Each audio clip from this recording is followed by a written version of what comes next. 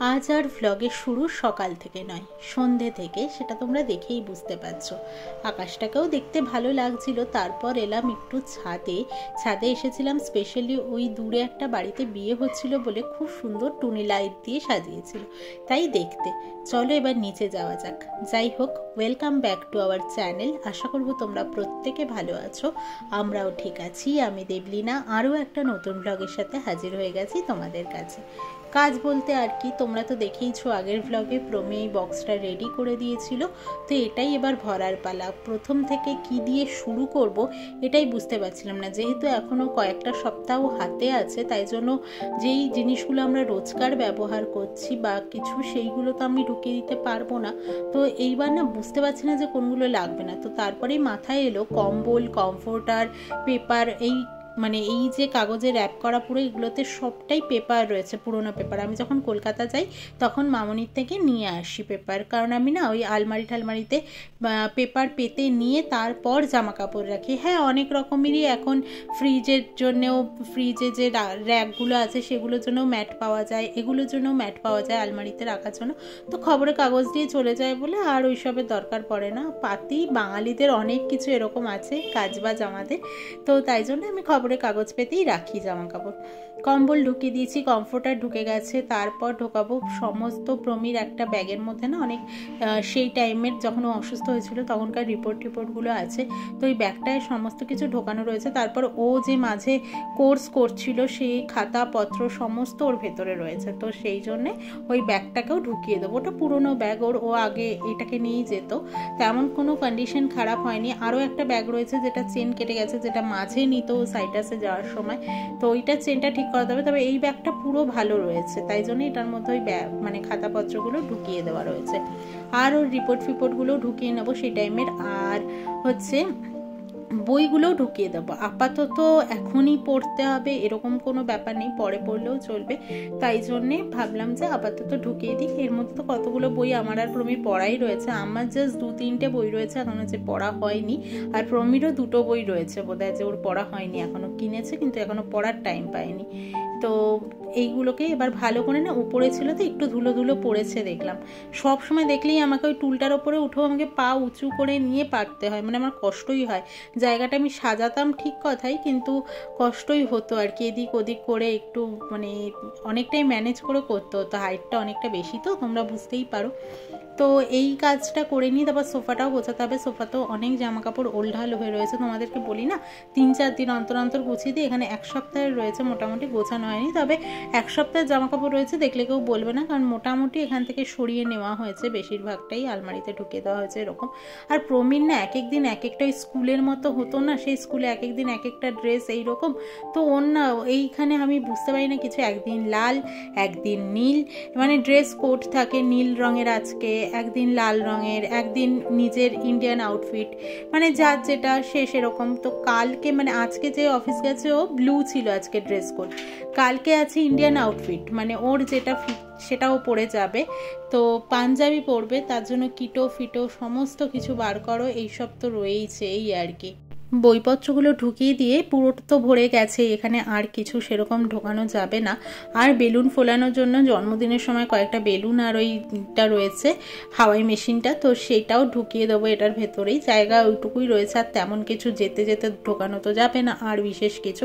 আর বক্সের গায়ে না লিখে দেবো, যদিও মার্কার বা এই ধরনের পেন থাকলে ভালো হতো, হাতের কাছে পাচ্ছিলাম না, তো অনেক কষ্টে একটা পেন দিয়ে, এমনি নর্মাল পেন দিয়েই অনেক কষ্টে, যাতে আমি অন্তত বুঝতে পারি সেভাবে বক্সের মাথায় লিখে রেখেছি। যদিও লিখে কোনো কাজ হবে না, র্যান্ডাম ওখানে গিয়ে তাড়াতাড়ি করেই বক্স খুলতে হবে, তাও ওই আর কি লিখে রাখা, আর কিছুই না। তখন বক্স দেখলে বলতেও পারবো না যে এই বক্সটা রাখো পরে গোছাবো, কারণ বক্স ওদেরকে আমরা সাথে সাথেই ফেরত দিয়ে দেওয়ার চেষ্টায় রয়েছি। এবার জানি না কতটা কি করতে পারবো, হ্যাঁ দিয়েই দেবো এরকম কিছু বলতে পারছি না, কারণ বক্সগুলো যদি প্যাকার্স অ্যান্ড মুভার্সের দাদারা রেখে আসে আমাদের কাছে তাহলে 600 টাকা ডিপোজিট দিতে হবে। আর সেই বক্স তুমি যদি 1 সপ্তাহের মধ্যে খালিও করে দাও, তারপরে ওরা আনতে যায় না, যেরকমটা গা হেলামি দেয় আর কি।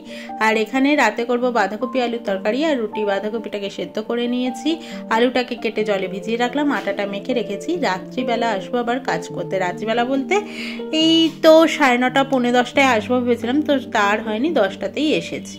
10টায় এসে বাঁধাকপিটার জলটা ঝরিয়ে নিয়ে তারপর আলুটাকে ভেজে নেব, ভেজে নিয়ে তারপর মশলা কষিয়ে রান্নাটা করব। কিছুই না, আদা দেব, টমেটো, ধনে গুঁড়ো, জিরে গুঁড়ো, লঙ্কা গুঁড়ো, হলুদ গুঁড়ো, পরিমাণ মতো নুন, পরিমাণ মতো মিষ্টি, এই তো। আর নামানোর আগে গরম মশলা গুঁড়ো। তোমরা যারা ঘি খাও তারা দেবেন, নিরামিষে প্রমি তেমন ঘিটা পছন্দ করে না, তাই জন্য আমি দেই না।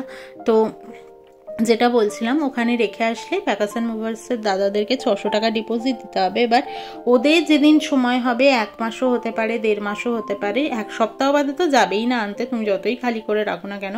এবার বক্সে যদি আবার কিছু হয় তাহলে টাকা কেটে নেবে, এই তো চলবে।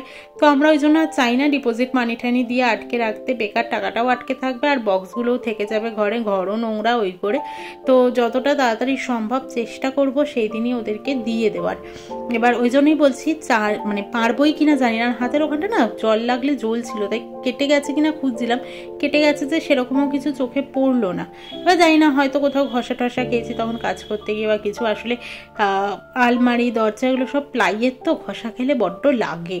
তো এলাম বাঁধাকপিটা রান্না করতে, যেহেতু সব কাটাবাটাই রয়েছে আর বাঁধাকপিটা ভাপিয়েই নিয়েছি আমি, তাই জন্য একদম অল্প বাঁধাকপি ছিল, কারণ এনেছিলাম একটা ছোট্ট, আর তারপরে চাউমিন টাউমিন করার পরে একটুখানি রয়ে গেছিলো। এবার ওইটাকে কী বা করবো, তাই জন্য ভাবলাম রাতে তরকারি করে ফেলি একটু বেশি করে আলু দিয়ে। সয়াবিন থাকলেও ঘরে দিতাম, আমার সয়াবিন দিয়েও বাঁধাকপি খেতে ভীষণ ভালো লাগে। আর বাঁধাকপিটা না খুব ভালোও হয়েছিল। প্রমি তো সবসময় আমাকে বলে চিংড়ি মাছের মাথার থেকেও তুমি এই নিরামিষ বাঁধাকপিটা যেন বেশি ভালো লাগে আমার। তো ওই জন্য নিরামিষই, আমারও নিরামিষটা ভালো লাগে। চিংড়ি মাছের মাথা দিয়ে তো আমার খুব একটা ভালোই লাগে না। সত্যি কথা বলতে মাছের মাথার তরকারিও আমার খুব একটা ভালো লাগে না, কাটা কাটা হয়ে থাকে। তো এবার মাথাগুলো এখানে কী বা করবো, কী বা খাবো, ওই জন্য তাও তো মাঝে মধ্যে মাছের ঝোলের সাথে দিয়ে খাওয়া হয়ে যায় এরকম। তো কতই বা ওরকম ভালো লাগে, তখন একটু তরকারি রান্না করতে হয়। না প্রমি ভালোবাসে মাছের মাথা দিয়ে কিছু, না আমি। তবে ওই পুঁই শাকের ছ্যাঁচড়াটা খুব ভালোবাসে নুনি মাছের মাথা দিয়ে, ওটা আমিও ভীষণ ভালোবাসি, শুধু ওর কথা বলবো না। আলুটাকে লাল করে ভেজে নেবো, আর ওইদিকে টমেটো কেটে নিচ্ছি। তোমাদেরকে বলে আমি আদাটা জাস্ট বাটবো না, ঘষেই দিয়ে দেবো, আর রুটিটা করবো। আর আজকে প্রমি তাড়াতাড়ি চলে আসবে তুলনামূলক, কারণ আজকে স্কুটি নিয়ে গেছে, কদিনও স্কুটি নিয়ে যাবে বলছে, অফিসে একটু কাজ আছে। আর তাছাড়াও স্কুটি নিয়ে গেলে না তাড়াতাড়ি যাতায়াত করতে পারে। যাওয়ার সময় জ্যামেও অনেকক্ষণ গাড়ি আটকে যায়, আর স্কুটি তো পুকপাক দিয়ে বেরিয়ে চলে যেতে পারে। আর ফেরার সময় তো কারোর জন্য দাঁড়াতেও হয় না, কিছুই না, কোথাও ওরকম নামবে বা কেউ তাই জন্য দাঁড়াতে হবে এরকমও হয় না, তাই খুব তাড়াতাড়ি চলে আসে। যেরকম গাড়িতে আসলে ওর বেজে যায় মোটামুটি 11:25, 10:30, 11:30 এরকম। কালকে চলে এসছে, যেহেতু স্কুটি নিয়ে গেছে, 11:10-এর মধ্যে বাড়ি চলে এসছে। আর এই দেখো বাঁধাকপিটা দিয়েছি, এবার ঢাকা চাপা দিয়ে বেশ অনেকক্ষণ কষিয়ে নেবো, পুরো গামাখা হয়ে যাবে, আঠালো ব্যাপার হয়ে যাবে একটা, তখন আমি নামিয়ে নেব। বাঁধাকপিটা একটু টাইম দিয়ে করলে দেখবে খেতে সত্যিই ভালো লাগে ওরকম। আর ভাপিয়ে ফেলে নিলে তো কপির ওরকম কোনো গন্ধই থাকে না। তবে হ্যাঁ, আমারও মানে বাঁধাকপির একটা কেমন একটা স্মেল হয় না, তো ওইটা একটু আমারও কেমন লাগে। তো ভাপিয়ে ফেলে নিলে গরম মশলা দিয়ে রান্না করলে আমার ভালোই লাগে খেতে, খারাপ লাগে না। এই যে দেখো হয়ে গেছে, ভীষণ ভালো হয়েছিল খেতে। হ্যাঁ, অল্পই হয়েছিল কিন্তু ভালো হয়েছিল খেতে, দুজনের জন্য এনাফ। ঠিক আছে, রাতে রুটি দিয়েই তো খাবো। আর এবার রুটিগুলো করে নিচ্ছি। অলরেডি প্রমি চলে এসেছিলো, প্রমি আসার আগে আমার বেলে নেওয়া হয়ে গেছিলো রুটিগুলোকে। তারপরে বেলে নিয়ে আমি করতে যাব, তখন ও আমাকে ফোন করে বলছে নিচে আসো, তালা খুলতে হবে। এবার গ্যারেজের গেটের তালাটা দেওয়া থাকে, ওটা তো খুলে দিতেই হবে। ফিঙ্গারপ্রিন্ট তাও নয়, ও দিয়ে চলে আসতে পারবে, বললে পরে যে একটু ট্রাই করো দেখো খুলছে কিনা। কিন্তু এটা তো গ্যারেজের তালাটা তো খুলে দিতেই হবে, তাই জন্য আমি নিচে গেছিলাম। গ্যারেজের তালাটা খুলে দিয়ে এসে ও হাত পা ধুতে আমার মোটামুটি হয়ে যাবে, তারপর বাড়িতেও ফোন করবে। তো এইসব করতে করতে আমার মোটামুটি রুটি হয়ে গেল। আর এসেই তো আর তাড়াতাড়ি করে খেতে বসা যায় না, ওই আর কি। তো চলো আজকের ব্লগটা এখানেই শেষ করছি। কেমন হয়ে যাচ্ছে মাঝে মধ্যে কথাবার্তা। আর রুটি কিন্তু আমি ভালোই করা শিখে গেছি, শুধু লুচি নয়, দেখো খুব সুন্দর ফুলেছে কিন্তু, আর রুটিগুলো নরমও হয় বটে। তো চলো আজকের মতো টাটা, গুড নাইট। কালকে আবারও আসবো একটা নতুন ব্লগের সাথে। আশা করি আগামী দিনেও তোমাদেরকে পাশে পাবো যেভাবে আজও পাচ্ছি। একটু সাপোর্ট করো, একটু তোমাদেরকে সাথে চাই, এটাই বলবো, আর কিছুই নয়। আর সত্যি বাঁধাকপি আর রুটিটা খেতে ভালো হয়েছিল। রুটি তো ভালো হবেই, সেটা বাদই দাও, বাঁধাকপিটা খেতে সত্যিই ভালো হয়েছিল, ভীষণ ভালো লেগেছিল। আর রুটি লুচি এগুলো ফুললে দেখবে নিজের মনে একটা আনন্দ হয়। এটা একটু ফুটো হয়ে গেছিলো এই পাশটা লেগে, তো তাই জন্য, তারপরেও কিন্তু ফুলেছে। আমি না আগে মানে রুটি এমন করতাম বিয়ের পর, বিয়ের আগে না শুধু মানে মানে রুটি বেলাটা শিখেছিলাম মায়ের থেকে, যেহেতু মায়ের একটু হাতে ব্যথা ছিল, একটু না নার্ভের, যেহেতু মায়ের হাতে যেহেতু ব্যথা হতো, তাই মা আমাকে বলতো না, কিন্তু আমি গিয়ে গিয়ে মা আমাকে বলতো যে তুই কি শিখবি? আমি বললাম হ্যাঁ আমি শিখবো। আমার না রান্নায় ন্যাক ছিল, কিন্তু মার করতে হতো না, তো তাই সেভাবে কিছু করা হয়নি। তো বেলাটা শিখেছিলাম ওই জন্য, কিন্তু শিখতে পারতাম না। সেই রুটি হতো মানে ছুঁড়ে মারলে কপাল ফেটে যাবে এইরকম। তো চলো আজকের মতো টাটা।